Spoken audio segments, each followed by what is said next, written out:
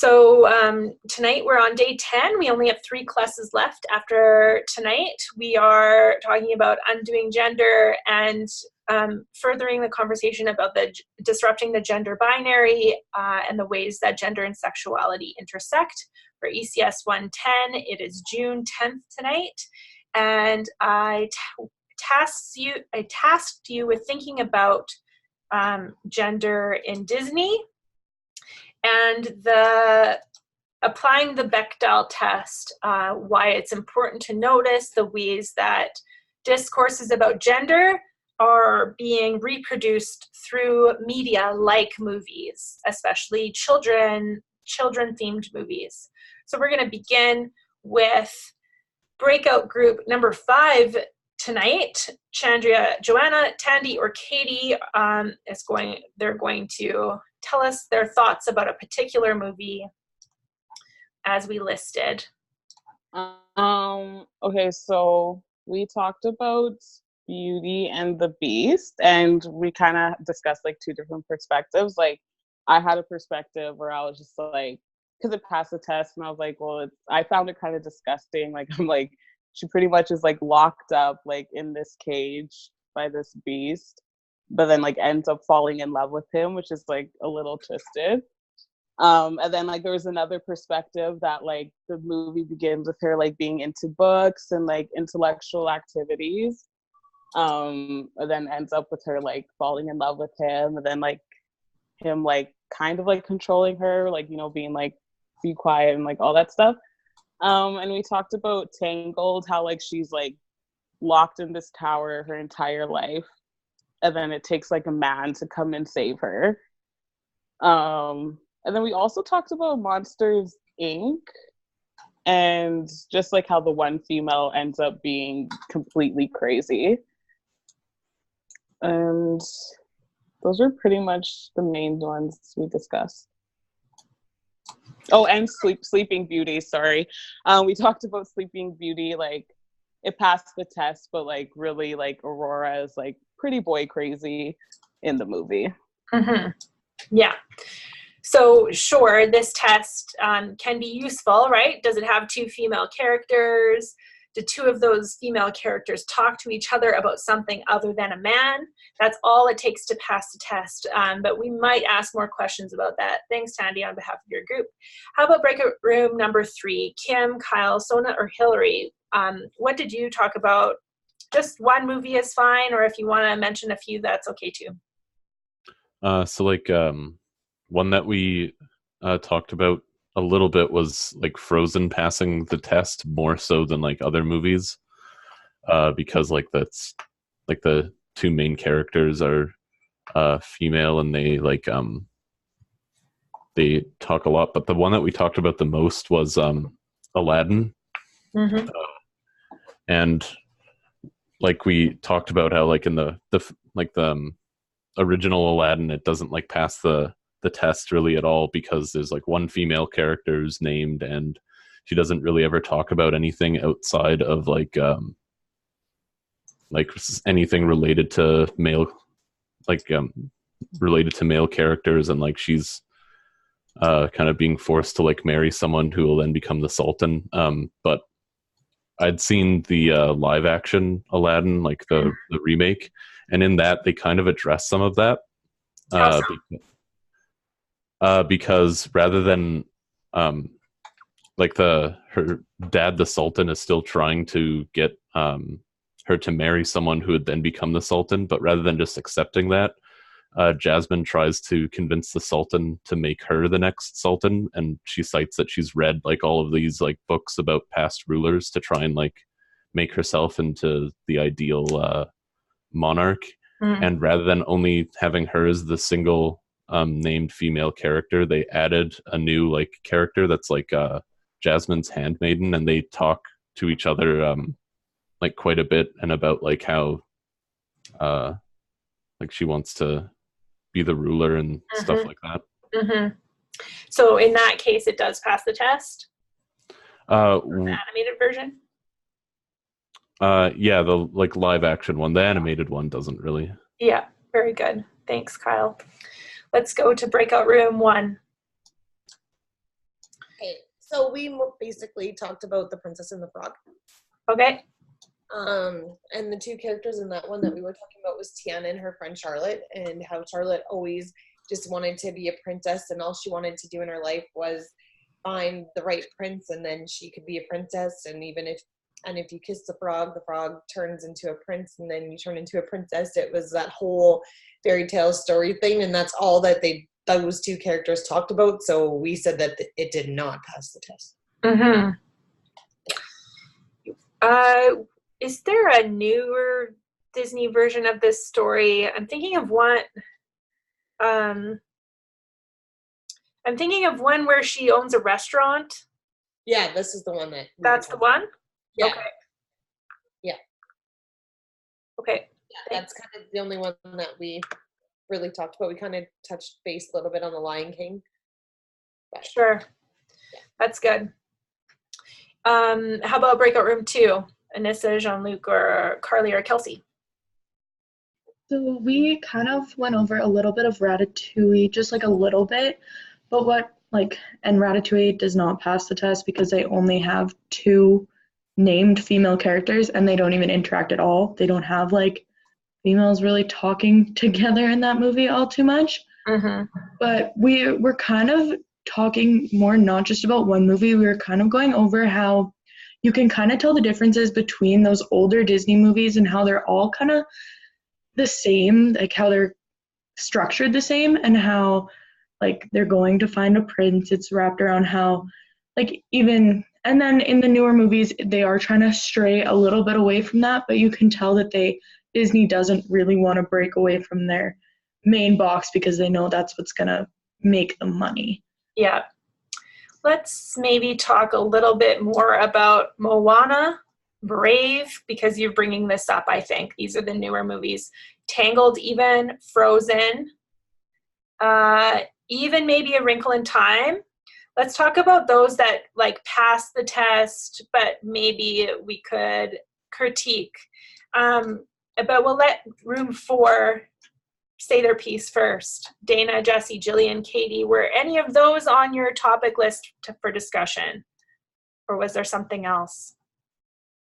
No, we were really talking quite a bit about Toy Story. Yeah. The original one from 1996. There's really no lead female character. Cowgirl Jessie doesn't appear until Toy Story 2, and then still in Toy Story 2 there's only one leading female character really, and in Toy Story 1 there's really the only other female characters we could think of were Mr. Potato Head's wife. Yeah, also with no name. And Mary Bo Peep. Yeah. And how the 2 lead characters were Buzz and Woody, and they really play the traditional male roles of kind of saving the day. Nothing can stop them. They can do anything kind of thing. So, yeah.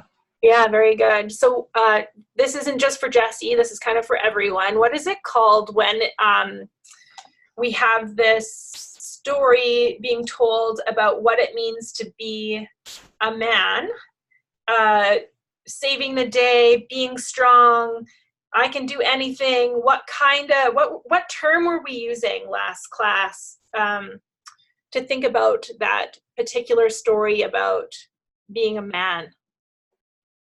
Yeah, hypermasculinity. Very good, Hillary. Right on.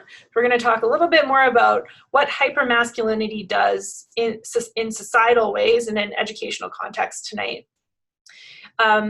Also, we can recall that there was maybe like a little bit of, or maybe not a little bit, there's like quite a bit of sexualization in the Bo Peep character, or for sure a kind of hyperfemininity. Maybe not so much with Cowgirl Jessie related to femininity. Maybe there was like a little bit of attempt to break hyperfemininity, but or sexualization, but I think there still like a romance story between Cowgirl Jessie and one of the other men characters. Does anyone recall that? I haven't seen it for a while. Not sure? Yeah, it'll be interesting. Jessie and Buzz Lightyear come together? Okay, but she likes Woody. Interesting. Yeah. So this helps sort of or reproduces the idea in kids. We were talking about the construction of gender in children last class. And movies play a big part in that. So I'll be curious to see the turns that they take in Toy Story 4 this summer. Maybe let's talk a little bit more about Frozen, because we asked you to do one of the readings around Frozen to ask, is Frozen a feminist movie? When it came out, that was one of the main things, like this is more of a feminist story. Same with Brave and Moana and Tangled. Those are very feminist kind of stories for young girls. That's the normative narrative, is that they're feminist. Do we agree or not? And how come? I had thoughts on that article. For some reason, this was like one of the only articles that we've read that I felt offensive, which is weird because I'm not really even a big Disney fan. You felt offended? Yeah, like defensive. Like I wanted to defend the movie. Because I felt like, I don't know, I felt like she like really like wanted the story to portray a particular narrative, and it didn't. But I don't think that it was necessarily wrong. Like, I guess, you know, she talks about how Anna isn't intelligent, like she's very self-absorbed, and like how Elsa runs away from her problems. But I feel like a lot of those things are maybe like realistic to how people are in real life. Like, you know, a lot of people run away from their problems and don't come back when they should, or I don't know, like yeah, so the question here isn't necessarily is the movie right or is the movie wrong, but is the movie a feminist movie? Does it portray feminism? I don't know. I guess not. It's okay if you want to sit with that longer. That's fine. But thanks for voicing what you were thinking about. All of that is important. You're right. It is sort of like like perhaps we can view it or interpret that movie as real context, that people don't always do the right thing, or maybe we do run away from our problems. One of the critiques is that Elsa is sort of held up as a hero of the movie. And so we ask the question, is this feminism? Carly wants to say something. Okay, well, personally, I don't think that Frozen is a feminist movie, just because, like, yeah, good for them. They put female leads, but you still have Anna, like, constantly, like, I need a man, like, I need to find my prince. Like, that's her entire thing in the entire movie is I need to find my prince. And yeah, Elsa is strong and doesn't want a prince and stuff like that, but like it's not a movie where I think that there's a lot of things where you probably shouldn't be teaching kids. Like it's still got those things with like the old movies where like Anna's trying to find a prince, but like with Elsa like running away from her problems, like we should be teaching that like you should go and search for help. Like we should all be able to talk to other people. And like the same with the boys in that movie, like Han's kind of like, he's just weird. And then Kristoff is just, he's constantly like secluded, like away from everyone. He doesn't want to talk to anyone, stuff like that too, which is teaching boys that they need to hide their problems as well, which I think is like that hyper masculinity as well. But I think Moana is more of that feminist role. Like she has no man in that entire movie. She's trying to help her people out and is like, she doesn't even have doesn't find that prince along the way. And I just think that it's like more of that uplifting, powerful message for young girls. Okay, so when we ask, are these movies feminist or not, or are they a complicated version of feminism?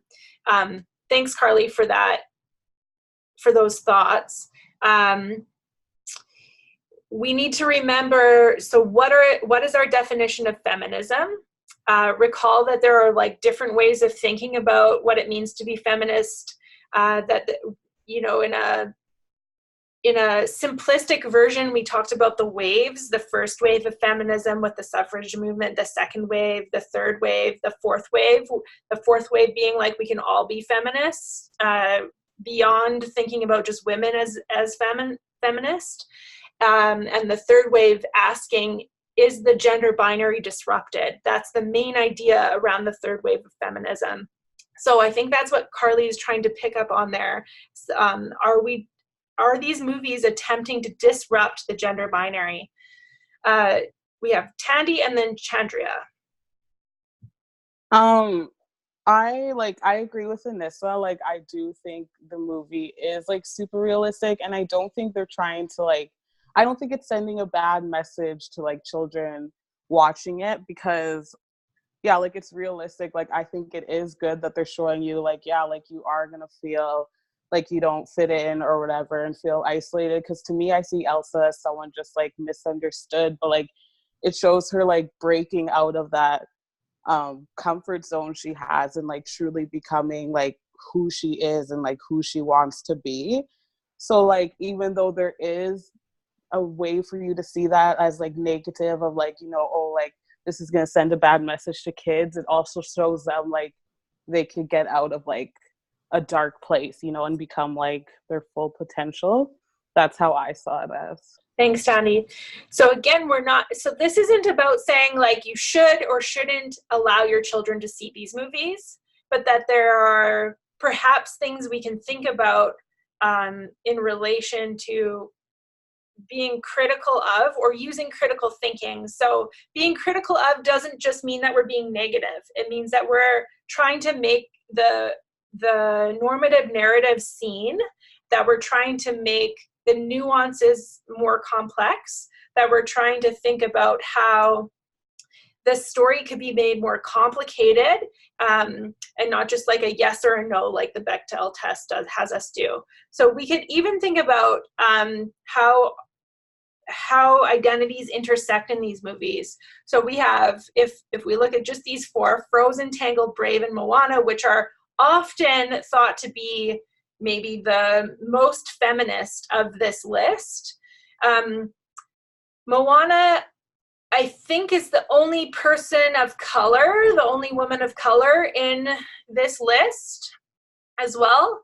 And so there are critiques around, again, critiques not as in this is negative, but that we want to start to think about how it's not so straightforward. Like, we can't just say, yep, Moana is a good movie and Frozen is a good movie and The Princess and the Frog is a bad movie, right? So we're not just going based on the yes and the no, but we're asking more questions.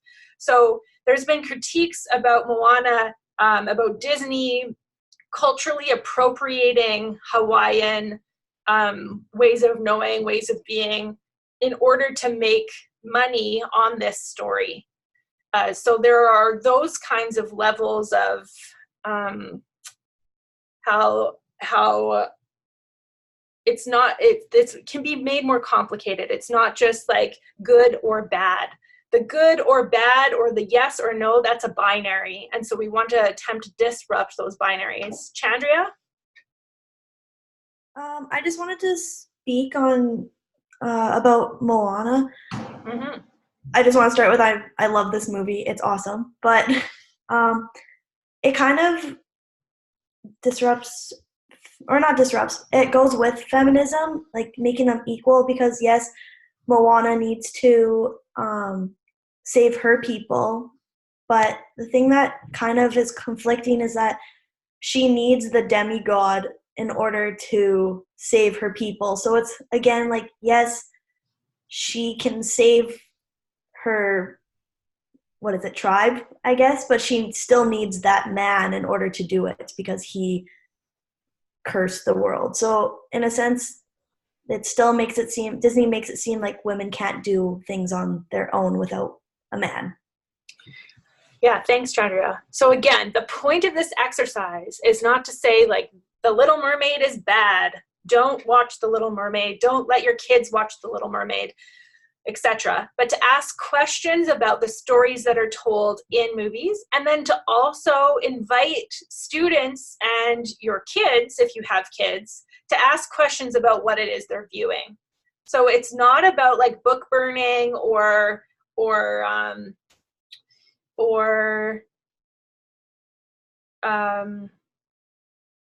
I want to say like criminalizing, but that's not what I mean. I mean like just being negative about what we're watching, but that we realize that normative narratives get reproduced through the things that we watch, the things that we listen to, the stories that we tell ourselves, and the interactions that we have with one another.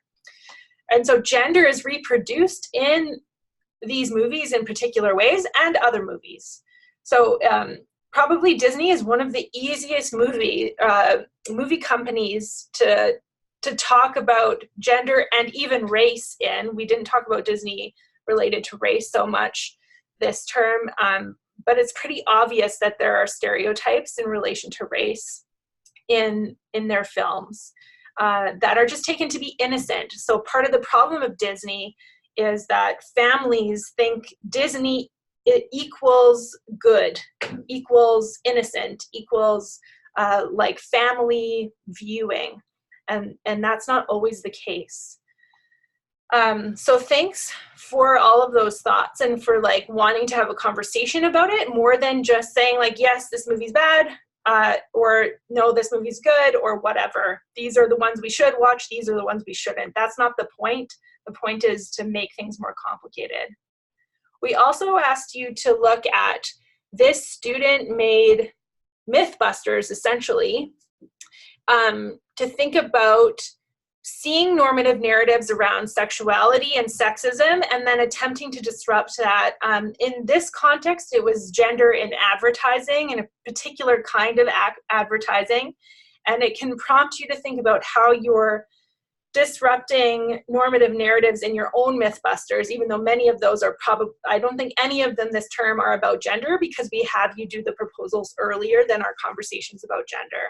So I just wanted you to make those comparisons to your own Mythbusters to see how other students have done similar work, but in the context of gender. Some of the images might have been slightly disruptive to you. Is there anything that anyone wanted to say in relation to watching this student piece?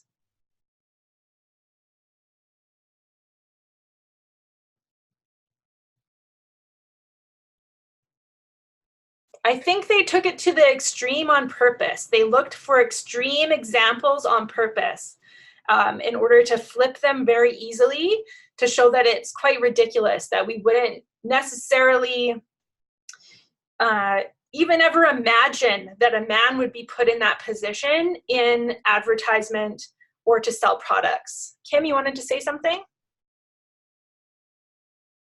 I guess the only thing that really like surprised me about it is going to be, because you do see this is quite a common thing right now where you see, for example, just regular women recreating like overly sexualized ads right now. And it's a comedic thing, but it is to point out that kind of the ridiculousness of it. So the only thing that really was kind of eye-opening, because it's common to be aware that we're being sexualized, is more the violence that we saw in a lot of those. And I'm wondering if, and it's stated that that's increasing in advertisements. And I'm wondering if that's almost in relation, like if you looked, if it was in relation to the success of, the hell is that, 50 Shades of Grey, for example, that fantasized, overly violent, like BDSM getting into mainstream popularity, where it's that misconception of something almost maybe has piqued the interest in violence in ads. But in general, that was kind of the more surprising thing, is that it's not only existing, but it's ramping up. Yeah. If you also recall, there is a piece in the text in the Sensoy and D'Angelo textbook that we asked you to read around pornography as attached to capitalism and the ways that profit happens around extreme violence, depictions of violence against women, and pornographic images, and how that gets sort of distilled throughout society. So again, we're not saying here that you shouldn't, or like, there are arguments for feminist porn, is what I'm trying to say. There is a kind of pornography that is feminist. So I'm not saying to you that all pornography falls within a particular realm of evilness. That's not what critical theory doesn't ask us to say, this is evil and this is pure. It asks us to look for all the complicated ways that that plays out in society. So you might be interested in just reviewing that section in the text. I think it's page 111, if I have that correct. It's very explicit about how pornography feeds the capitalist agenda. And so media plays a big part in that. Music videos play a big part in that, and on and on and on. Advertisements, print advertisements, but also visual advertisements. So let's talk about advertisements in a little bit more detail, and think about undoing gender in ads to continue our conversation. So last class, I asked you to look at your own clothing and your own gender performance. Like today I'm wearing pink, right? Which isn't necessarily feminine, but often is portrayed as feminine. I have little flowers on my shirt. I wear my hair long. There are all of these cues, right? We talked about cues last class. And so I want you in the chat just to quickly say the cues. How are you reading model A and how are you reading model B? What are the categories that your mind automatically places them in? So again, this is prejudice. We all have prejudice. Prejudice happens with our first reactions to things. It's how we make sense of the world. And when we act on prejudice in a particular way that oppresses a group of people, then that's discrimination. And in this case, it could be gender-based discrimination, depending on the assumptions that we're making about this group of people. So in the chat, how are you reading model A, and how are you reading model B, and why? We did this with Bristol last class, how I asked you for cues. Like, are you a girl or are you a boy?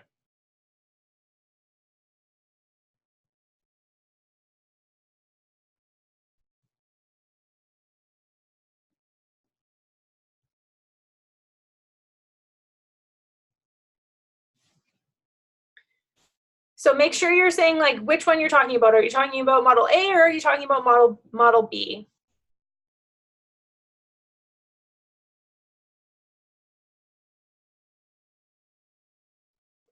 So if you're reading model A as feminine, can you say why you think model A seems feminine to you, and why you think, if you're reading model B as feminine, then why you think model B is feminine, or why you think model B is masculine?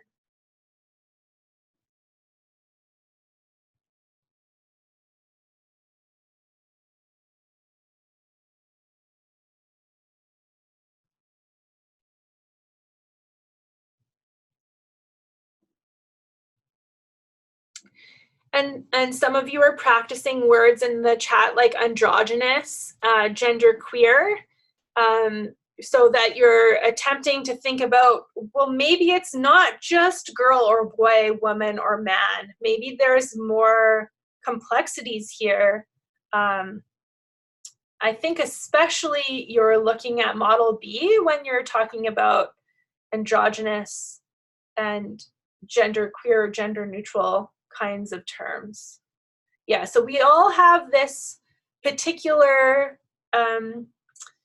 reaction to people. We all look for social cues in that way. That's normal. That's normativity asks us, what category can we place someone as? Is it this category or that category? Normativity is usually two categories, the binaries. So you've done a good job here of looking at facial features, of looking at posing, the way that their body is posed, some of the little details like model B's wristband, or there's a little peeking through of a tattoo, the haircut, the way of the chin, the jacket, like the differences in the jacket, the differences in the jewelry, the differences in the lips, the way that the lips are, the way that the eyes are, the way that their hair is parted, like all of these things. And we just quickly react and say model B is girl, for example. Model B is boy, for example, without thinking about the nuances here. So this is from a website that is under there. There's a citation that you can check out later. And then there's more that you could look through later beyond that website. When we talk about gender performances, model A at that time modeled both men's and women's wear.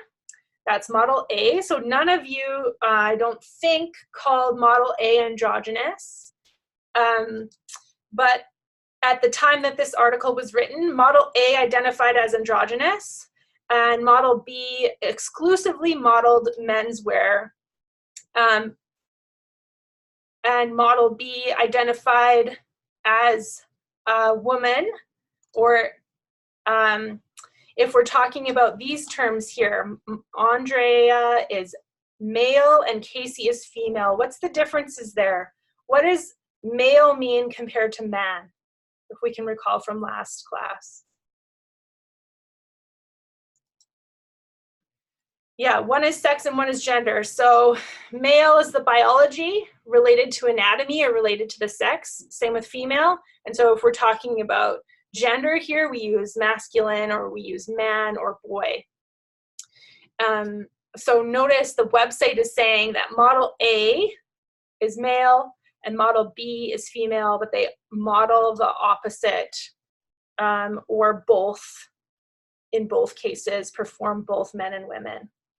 And then if you look further, if you search for Andrea's name, there's another link down here. Andrea came out as a trans woman in 2013. So again, modeled both women's wear and men's wear. So this makes things more complex. Just one picture doesn't tell the full story about gender and gender performance. So in this way, these models challenge gender performance and gender norms by their very being. You can also ask questions about your own gender performance. Are there times where you also have felt constricted or limited in the way that you want to perform your gender, or to perform gender differently than what you feel is socially acceptable? So recall, bodies are marked in these ways as masculine or feminine or some sort of other, and that we read bodies, we read our own bodies performing the ways that we identify in relation to gender. This is in order to somehow make some sort of sense of ourselves, to make ourselves intelligible, or to be understandable, to belong somehow, to be accepted. And we can work within and or against these normative narratives. Performance is a part of gender, but there's also a feeling about gender. It's a way we identify in particular ways. It's not just a performance or an expression. Here is a bit of another story from one of my acquaintances. Her kids went to Value Village and they both asked for dresses. They're both assigned as boys, and predominantly express boy. So the mom talked about how, they might get teased, even though she talked about how gender rules for clothes are pretty silly, and that there's some sort of, who knows why we say boys can't wear dresses. But we're afraid as parents or as teachers that insensitive people or relatives or classmates will somehow be mean to them or be ashamed. So imagine yourself in this mom's shoes, attempting to convince them to get less flashy dresses, but also wanting them to be proud and brave to try and disrupt the gender binary in that way for being themselves. So does this mean that these boys are trans? Are they actually trans girls? No, they're just boys who want to wear dresses. There's a clip in the weekly plans for tonight called I'm a Princess Boy. So if you're in the weekly plans, it's in the stuff that we're doing today. The piece is right under today's activities. So Princess Boy, and then there's also a book written by the boy's mom, Cheryl. So you might be interested in watching this video. We're not going to watch it in class right now. Basically, what this little child does is derives a lot of joy from wearing dresses. And the book is basically saying that boys should be allowed to wear dresses if they want. This kid is not necessarily trans. The boy that wants to wear dresses. So attempting to disrupt that, the performance of what it means to be a boy is an example of undoing gender. What happens when boys attempt to disrupt their gender norms?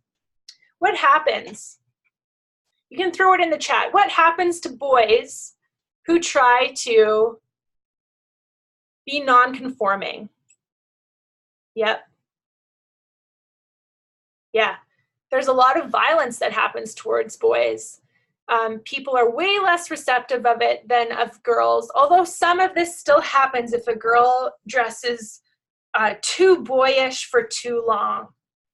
They still get, in these same ways, bullied or made fun of, or particular kinds of violence against them. When someone doesn't conform to this gender binary construction, this dualism, male, female, man, woman, the non-conforming behavior gets understood as unacceptable. And so the gender police comes out as insults, as some sort of teasing in order to make that person prove their masculinity. And this is how hypermasculinity gets reproduced. We asked you to watch these two videos that address the limits of heterosexual masculinity of boys' lives in schools.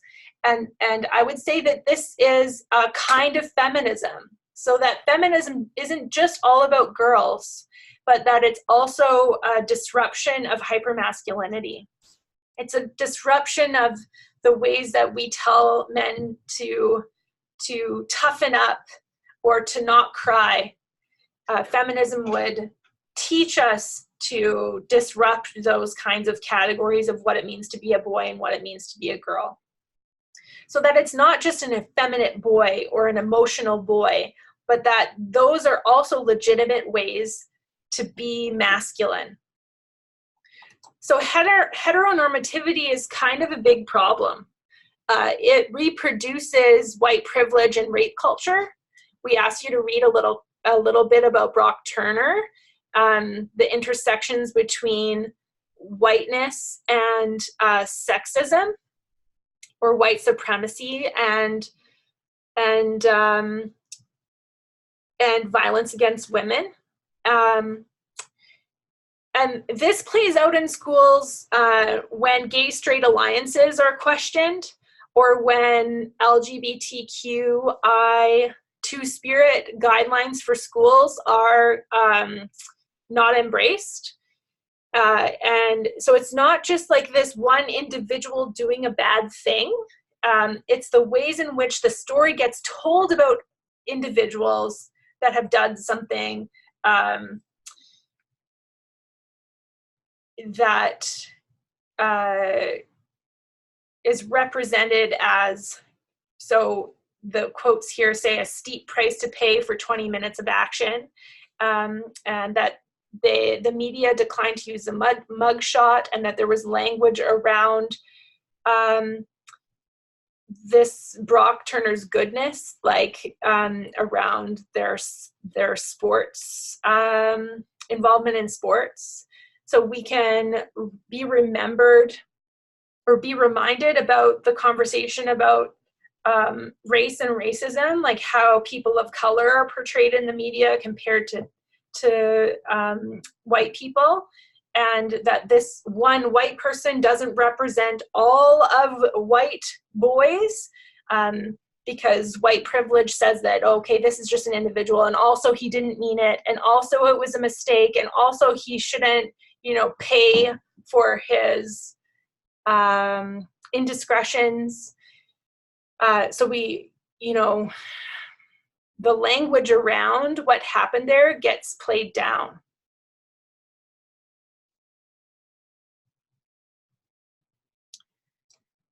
So we can be aware of the ways that language about gender difference and sexual variation, so gender and sexual diversity, gets used in everyday language. Maybe you've seen this website.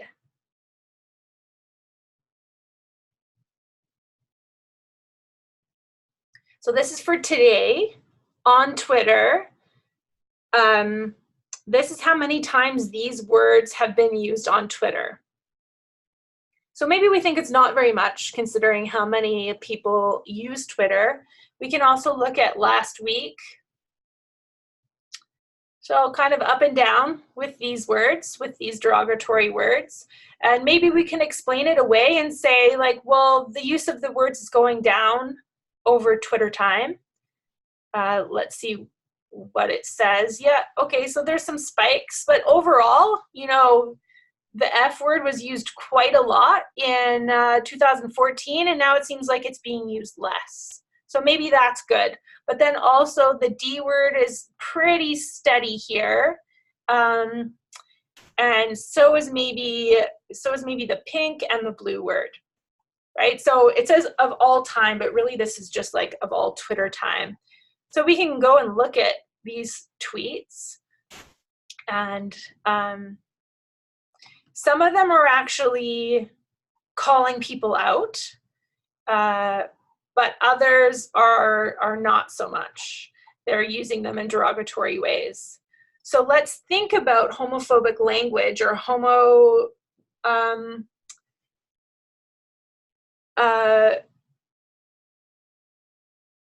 or language that reproduces heterosexuality or heteronormativity. And sometimes we use this excuse or a common rebuttal that, well, like, I didn't mean to hurt someone when I said, like, oh, that's super gay.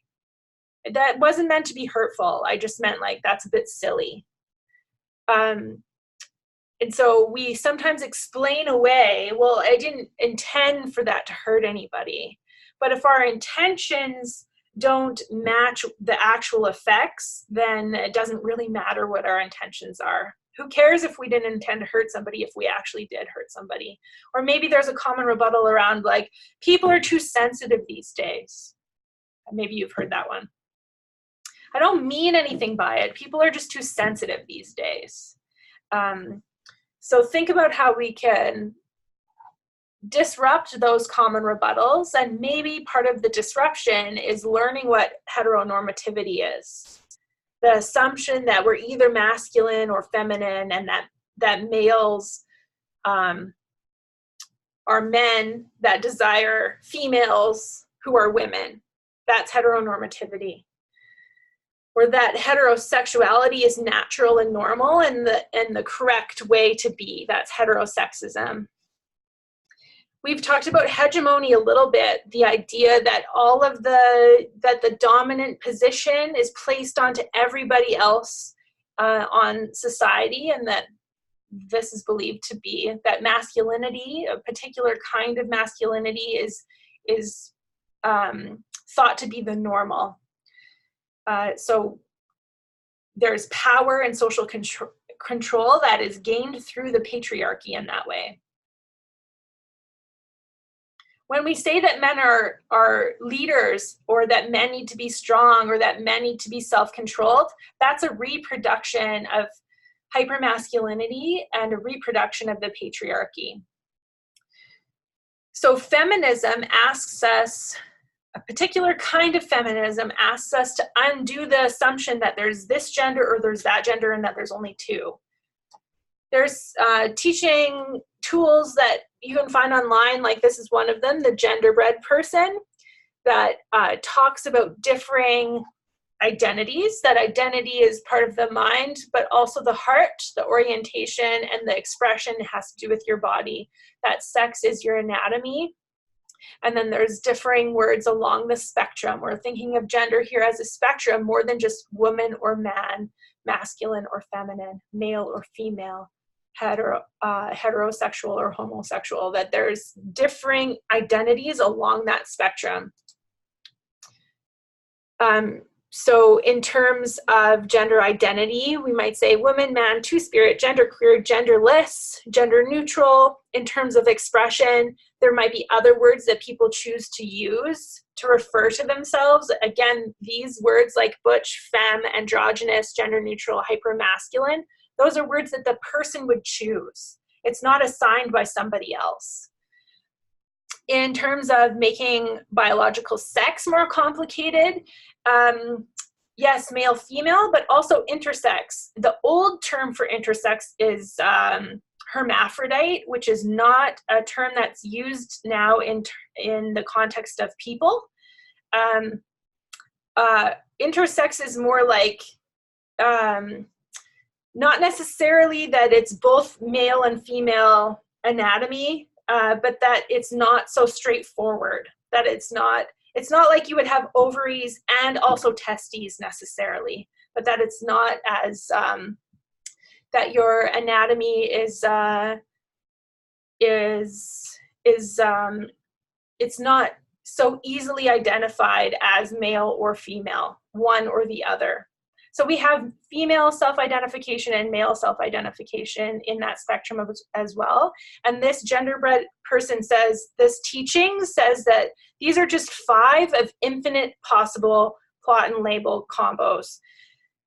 As well, we talked about this a little bit last class, that sexual orientation, heteronormativity says that sexual orientation is based on your gender, which is based on your sex. But undoing that would say that it's not necessarily that men are males, are masculine, who are attracted to feminine, or females or women. That it's more nuanced than that. That there are terms like pansexual, asexual, bisexual, and it's not necessarily like being androgynous doesn't necessarily mean that then you were asexual. Or being intersex doesn't necessarily mean that then you were asexual. These things are more complex and more determined by the person's identity. So the work here is to complicate gender, that it's not just male or female defined by body parts, which then determines some sort of sexual orientation that was determined by chromosomes, but that gender is a spectrum, it's a range of expression, it's how you think about yourself, with your head and also your heart, that your orientation is a part of you, it's a feeling, and it's also in some ways related to your body, but not always that straightforwardly. So we're reconstructing gender as a continuum instead of an either or.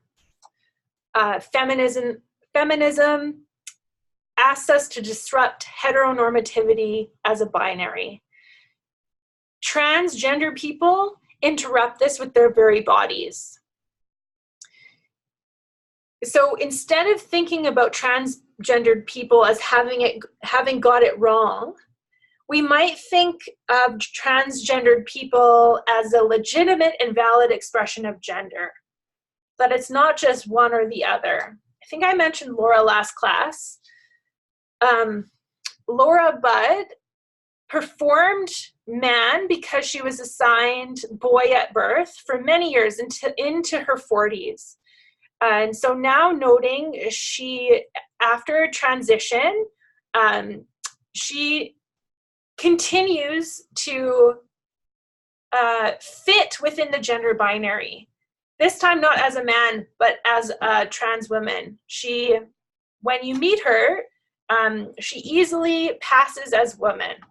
And we use this word passes sometimes to think about somehow being a more legitimate woman. And trans feminism would ask us to disrupt the ideas of, if you're a trans woman, you're not woman enough. So kinds of stories that are commonly told about trans people as well is that they're drag queens, that they're born in the wrong body, but now once they've transitioned, they're themselves, or that they're aliens, or that they're strange, or that they're dangerous to children, that somehow they're pedophiles because they want to be in the other bathroom. These all emphasize some sort of wishing to understand instead of just wanting to be empathetic. So just like white people like myself can't fully understand people of color's racist experiences, if you are a cis person who is also straight, we are unable to understand what it's like to be a trans person, or even a trans person in a homosexual relationship. So Laura is married to a woman as well, and they had 2 boys before she transitioned. And so that was really, Laura is my dad's cousin, and I used to babysit Laura's kids. And so I know her pretty well, which is why I know I can share this with you. So that was a hard part of their marriage for Laura to transition, for her wife, and for herself.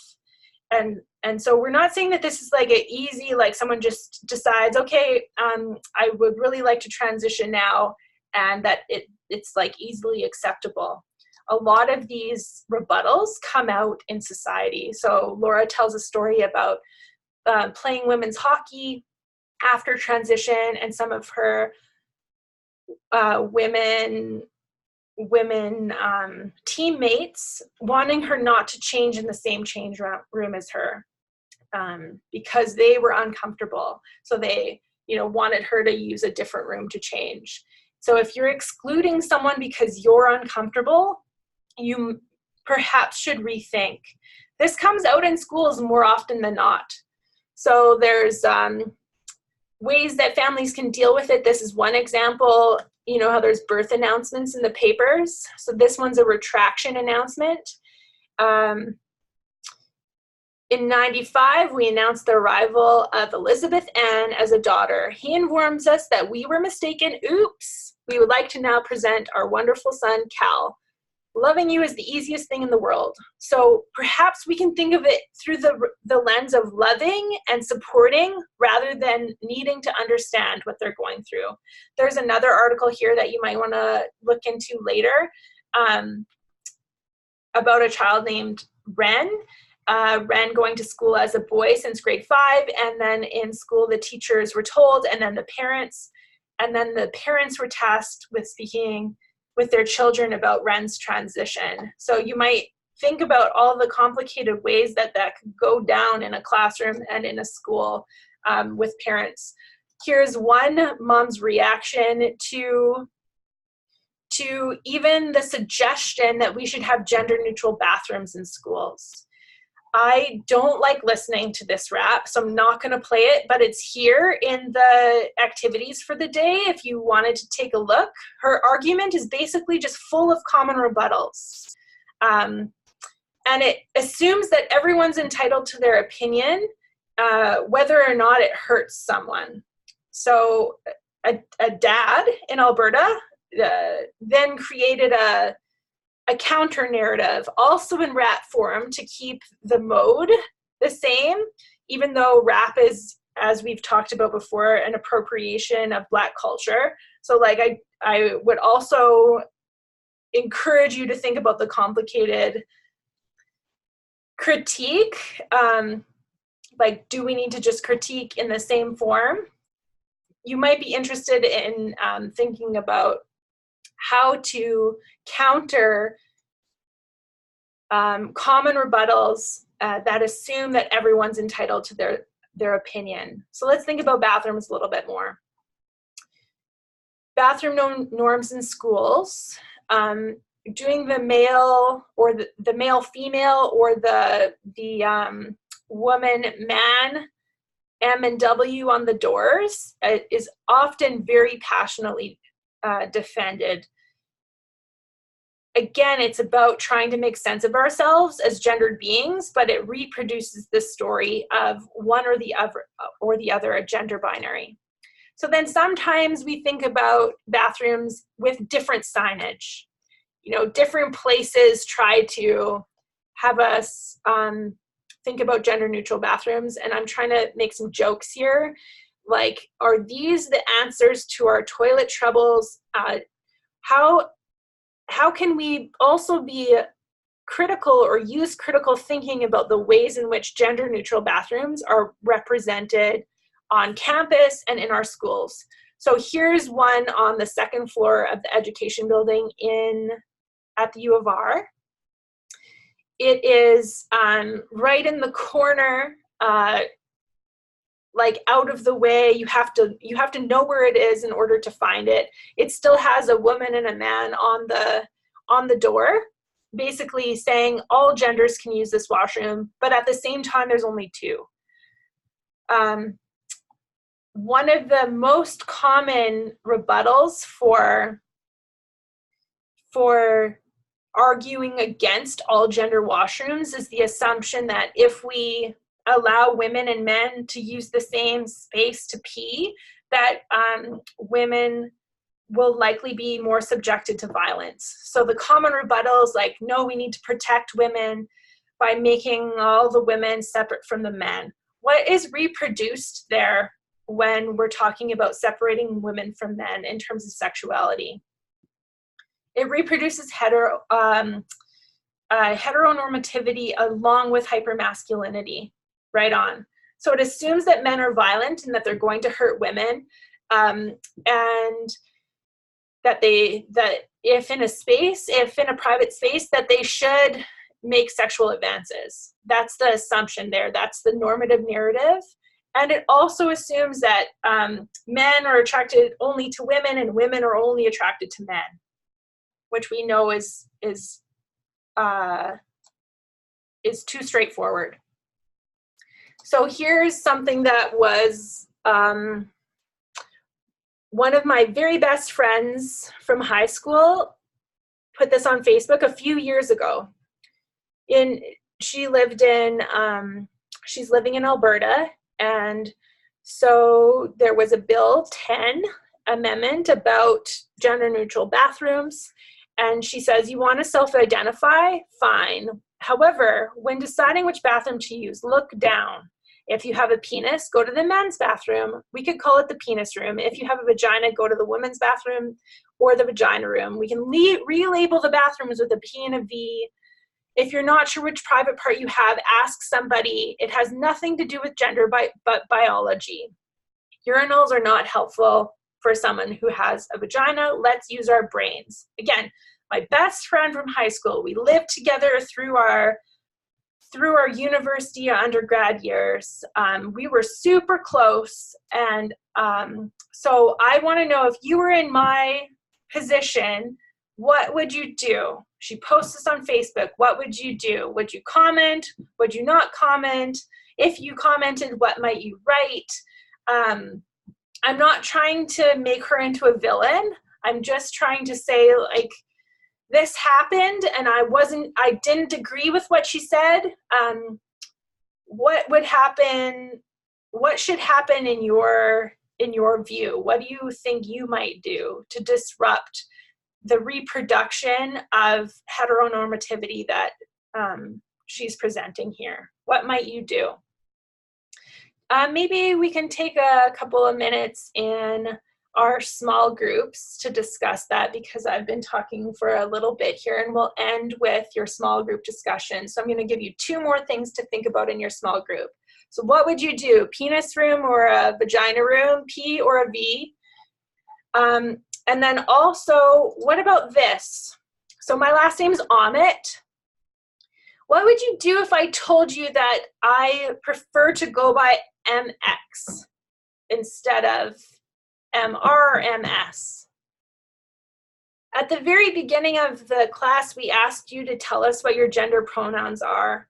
And, well, there might be different ways to pronounce it. Like maybe we could pronounce it mix. It doesn't matter. It doesn't matter how like it depends on the person. I could pronounce it however I want. So what would this say about me if I said to you that I want to go by MX mix? I get asked all the time I just flew home from Edmonton on Friday and they asked me if I preferred to go by Miss or Ms. Okay, what if I told them I would rather go by mix? Or what if you said to, if you were a substitute teaching and this is how you introduce yourself in front of the class? We asked you to take a little peek about gender pronouns and the use of they. There are a bunch of other possibilities. So there's he, she, it, they, ni, vi, z, or z with an X. And all of these are possibilities. If we're looking for gender neutral pronouns and you're worried about how to refer to someone, you can just simply ask, what are your pronouns? And the person can say, my pronouns are she and her. Like those are still my pronouns. My pronouns are she or her. But what am I trying to do here if I tell you that I would prefer to go by mix instead of MS? Those are the two provocations that I would like us to end with tonight. So what would you do? P or a V? And if you would like to comment, what would you think about using MX as a prefix? I'm going to put you back into those same groups and just take a couple of minutes.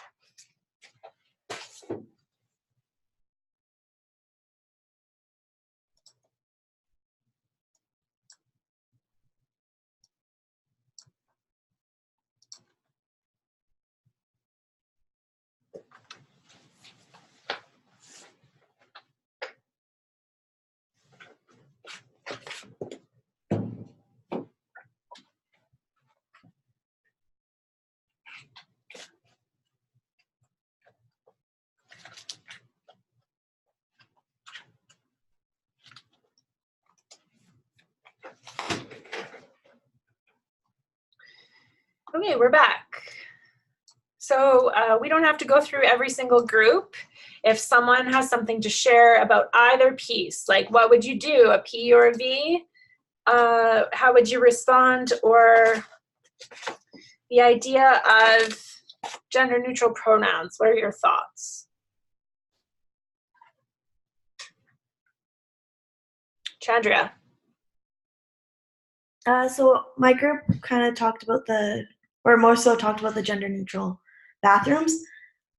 A lot of us thought that, yes, you agree to the post and to an extent, but again, we're also saying that you wouldn't post it to the Facebook for the world to see. Like, you got to be more considerate of what you're saying and what you're posting out there. But also, we were talked about how, like, if I have my own space to go to the washroom, then I'm okay with it. Like, it's fine. And I brought up that in the new Sacred Heart School in Regina has gender neutral bathrooms, and I have no problem with it. It's perfectly fine because you walk in and the only common place is the sinks. Everyone has their own individual stalls. It's from floor to ceiling, and you can't, like, nothing can really go wrong. And they have like all the security cameras in there to make sure. Like, personally, security cameras by the sinks. Yeah, only by the sinks. So okay. I just find that I wouldn't see it as a problem. And I also brought up that there's, I think, more in other places other than North America, and so I think North America needs to get up to date with changes in society and everything. Yeah, so the question here is that are bathrooms just a plumbing issue? Is it like in one of the comments, bathrooms are a plumbing issue, not a gender issue? Is that the case? So Kim, Lachlan, or Anissa, do any of you want to continue talking about this idea of public restrooms that are gender neutral or all gender? How might you respond? I responded, I guess my situation is I would probably ask why we're investing in facilities which only cater to one sex characteristic, and realistically one thing you can do in the bathroom when we have facilities that cater to everything you do in the bathroom for everyone. So it's more just, why are we investing in something that is exclusive like that? If it's a question issue. Lachlan or Anissa, do you want to also chime in on this, or are you more interested in talking about gender pronouns?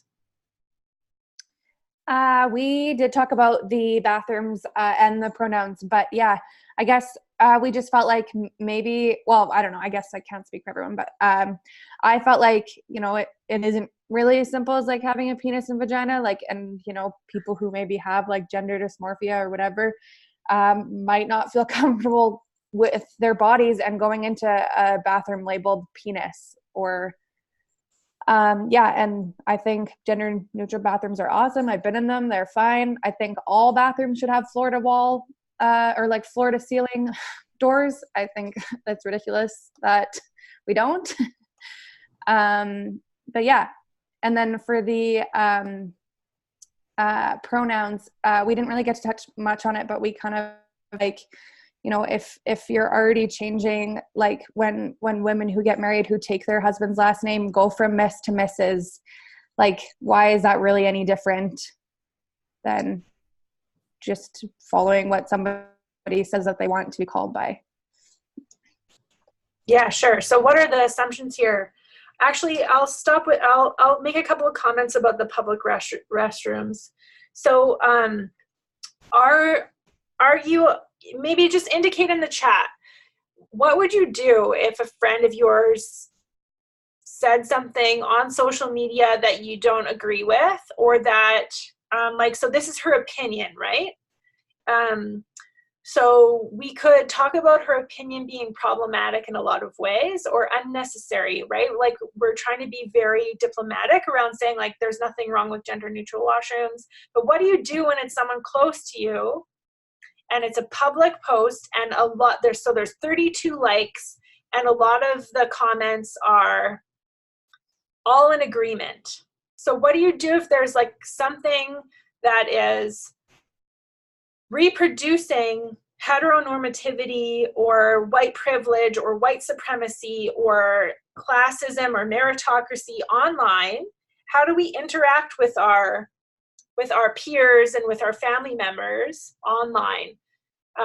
What are the advantages to calling them, giving them a private message, or even commenting in the comments for everyone publicly to see?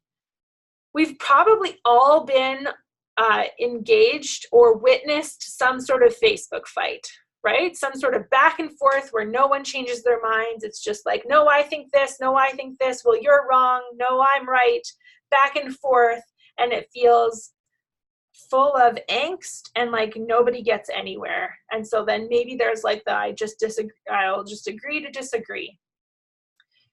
I think we should pay attention to the moments that this happens, because when we don't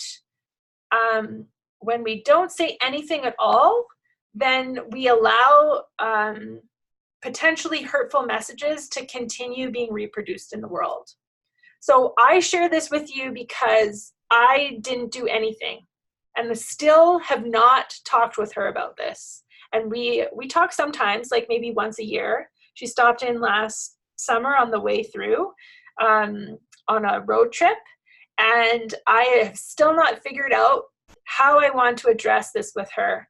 And so until I do, I am complicit in reproducing the gender binary, and I'm not contributing to a disruption. No matter how much I teach you or talk about undoing gender, right? We have all of these things about, so I can teach you about queer terminology, about gender neutral, about gender fluid, about gender neutral pronouns. I can talk about the gender revolution and ending gender and undoing gender and thinking about the meaning of these phrases. We can talk about not staying neutral in schools, and to think about the excuse, well, I'm just not political, so I don't want to engage in that because I think it's too political. I'm just going to stay on the edges of that talk. We can talk about presenting all sides. So maybe her view is, maybe this is a valid opinion? You know, when we talk about presenting all sides in education, or that everyone has a right to their opinion, if I don't say anything to her, then I'm saying that her opinion is valid, that this opinion is okay, that this view of the gender neutral or gender binary bathroom construction, social construction, is fine. That when my voice is absent and I am not countering this, that I'm basically saying I agree, even though I don't want to engage in a Facebook fight, you know, and even though maybe I should call her, or maybe I should have sent her a private message. Until I do something about it, I continue to reproduce the gender binary and heteronormativity.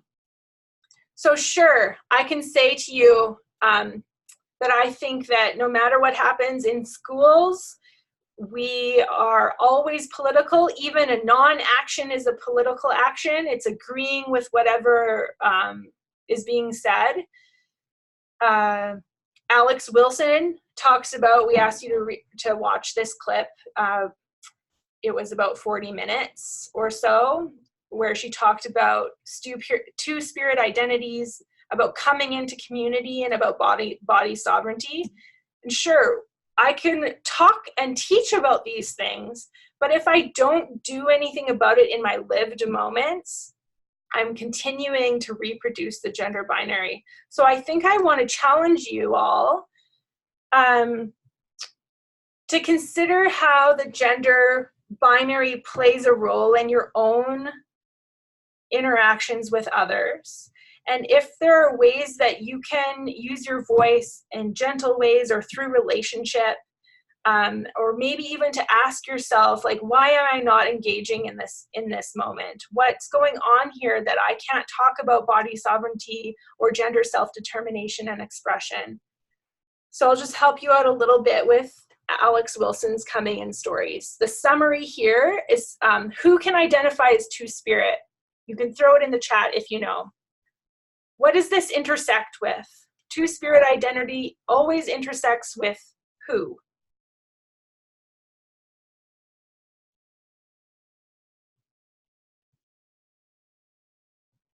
Yes, very good.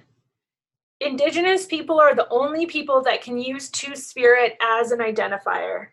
This is because their indigeneity intersects with their gender expression, and often their sexual diversity. So if you're anyone other than an Indigenous person, that you wouldn't use the term two-spirit, you might use words like queer or whatever seems to fit for you in that context. So body sovereignty, the way that Alex Wilson uses it, is like to have control over your own terminologies and your own ways of being, your own gender expression, and performance.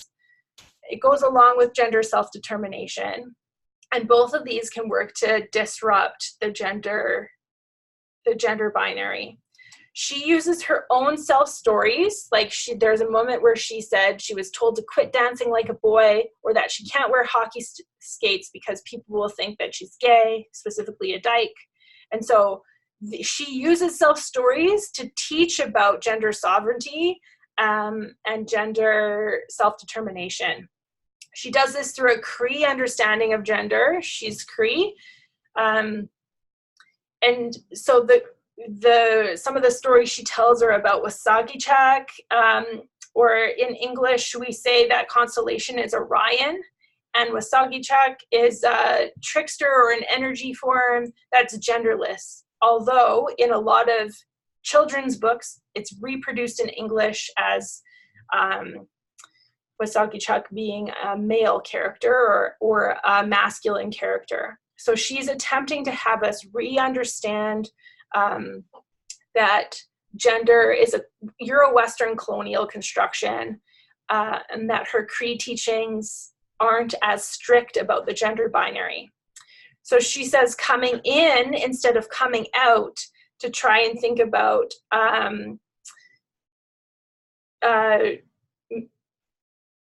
two-spirit peoples being valued by community in the circle, coming back into the circle of community. It's not just coming out of some secret place, but finding your belonging in that community. So she calls us to embrace gender variance and to think about all genders as importance, beyond just boy or girl. That traditional gender roles are important, and so are other forms of gender expression. So if I continue to think about what I might say to my friend the next time I see her, and how I could use some of this theory, some of this critical theory and critical thinking to do that in I'm not going to give her this lecture, right? Like, I'm not going to say, here, let me give you this PowerPoint. I'll also give you this reading or this selection of readings. Like, that's not the way that we could go about, not necessarily, I suppose. Some people might be interested in that. But I need to think about, if I am teaching in ECS 110 about differing gender-neutral pronouns, about undoing gender, about body sovereignty, and using teachings from Alex Wilson, how does that play out in my everyday life? And especially, this was years ago. She posted this years ago. And so I want you to consider what it would take in your own life to think about disrupting the gender binary as it oppresses trans people, queer people, people who express gender differently, boys who want to wear dresses, etc. How could we counter such stories and not be implicit or complicit in them in schools? Sometimes I think schools are easier than in our everyday moments. Like if this happened in a school, I would know what to do. If you all told me this in the context of this class, I would refer to readings. I would refer to using the 5 guidelines from the beginning of the course about looking for entry points, about thinking about emotions. You know, it's different when she doesn't have the same experiences as we do in this course. So thinking about how to make these conversations happen in your everyday real lives is also useful. It's a useful exercise. Or is there anything anything else that you'd like to talk about? Or are there any other questions that you might have from the reading invitations or provocations? Any other content about gender performance, expression, the differences between gender and anatomy, or the ways that gender and sexuality intersect? Gender and sexual diversity. Are there any questions that you want to ask at this time? You can put it in the chat, you can email, or you can say something aloud if you prefer.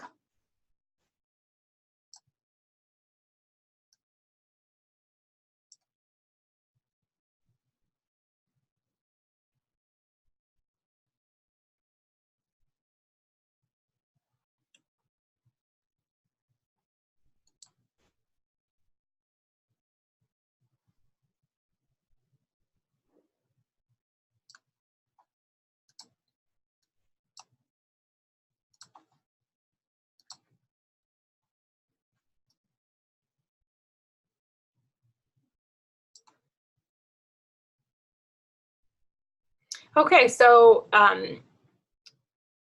next class, Katya is going to speak with you about differing abilities and about mental health. And I just want to remind everyone that we don't have these like themes for particular days to suggest that it's somehow separate from the other topics. So although we've focused on gender diversity and disrupting the gender binary in the last 2 classes, and before that we were talking about race, racism, whiteness, white supremacy, and classism and meritocracy, and before that we were talking about being Canadian. Like, these things are not distinct. They all are sort of overlaid one on top of another. So think about how mental health connects with